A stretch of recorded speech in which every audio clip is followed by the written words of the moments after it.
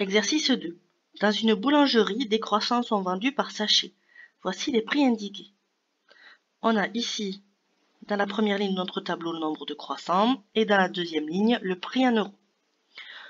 Ce tableau est-il un tableau de proportionnalité? Justifiez la réponse. Si oui, précisez quel est le coefficient de proportionnalité et sa signification. Alors, on va regarder si on a proportionnalité dans ce tableau. Autrement dit, on va regarder si on peut passer de la première ligne à la deuxième ligne en multipliant tout le temps par le même nombre. Alors, on va prendre la première colonne et on va calculer 6,80 divisé par 8. Ce qui revient en fait à calculer avec le premier tarif le prix d'un croissant. Quand on fait le calcul, on trouve 0,85. Avec la colonne suivante, on fait de même. On calcule 10,20 divisé par 12. On trouve 0,85. Et ici, on fait pareil.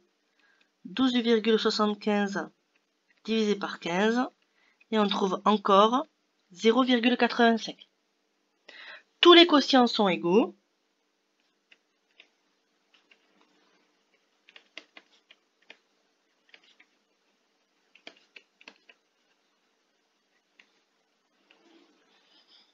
Donc, ce tableau est un tableau de proportionnalité.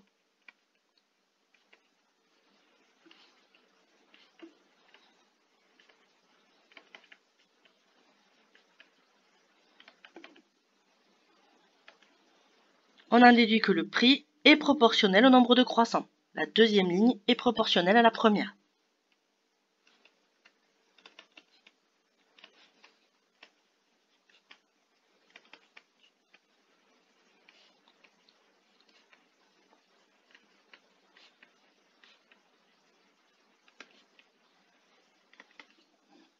Alors, on peut rajouter ici une bulle indiquant qu'on passe de la première ligne à la deuxième ligne en multipliant par 0,85.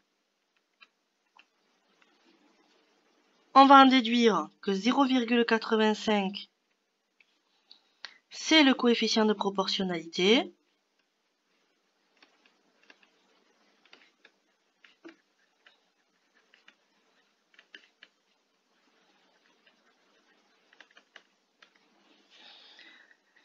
Et ça correspond en fait au prix d'un croissant.